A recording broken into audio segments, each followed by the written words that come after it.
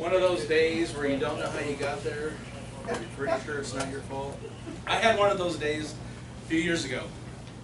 I accidentally rode my bicycle 100 miles. I bet you guys have one of those friends who's always coming up with great ideas. My friend's name is John, and I know he has a great idea when he comes up to me and says, "Dude, I've got a great idea." It's like, "What do you want? What is it, John?" He said, "Let's take our bicycles and go down to Wichita Falls and ride in the Wichita Falls Hotter Than Hell 100. Like, I don't think so. I avoid anything hotter than hell, strictly on principle. Although I did move to Phoenix a few years later. Yeah. And I don't want to ride my bicycle 100 miles. I've only had it 3 weeks.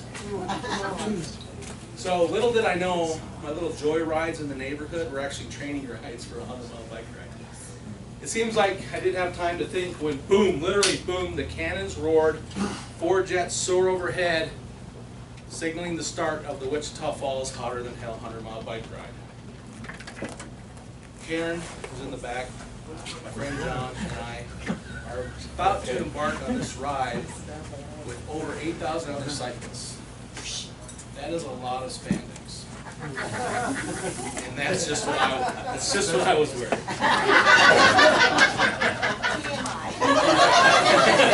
Ouch. Truth hurts. What was your name again?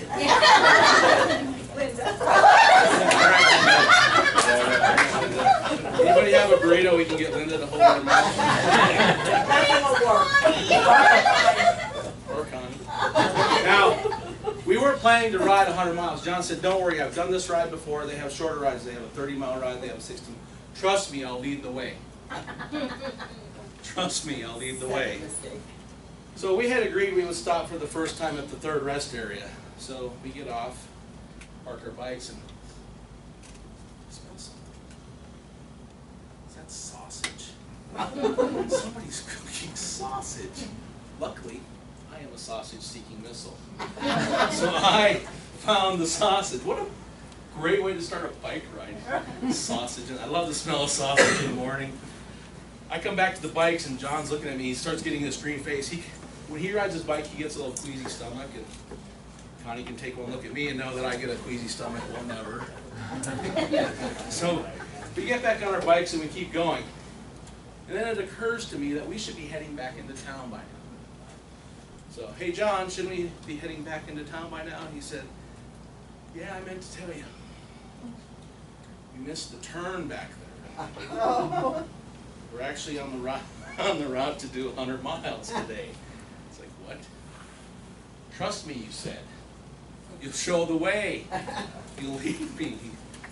So, what am I going to do? Well, kill John, that's obvious.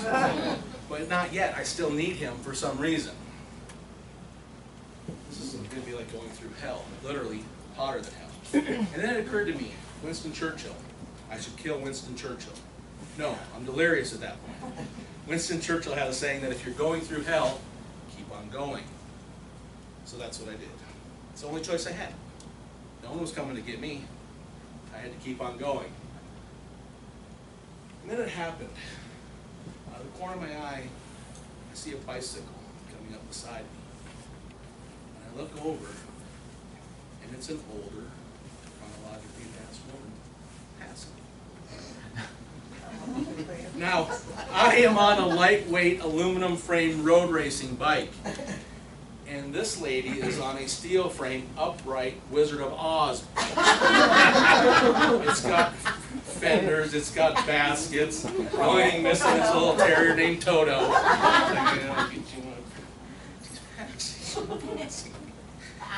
And then, so we just keep going. And later on, at this point, I've been on the bike probably 6-7 hours, and my feet hurt, and my back hurt, and my butt hurt. Have you seen those saddles? They call them saddles. But have you seen the seats on those little bikes? Yeah, not if I'm on it, you didn't.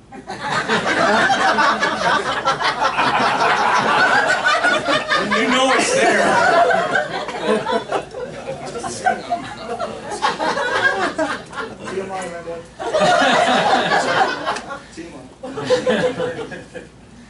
Oh, we've only just begun. You can just call me Rick.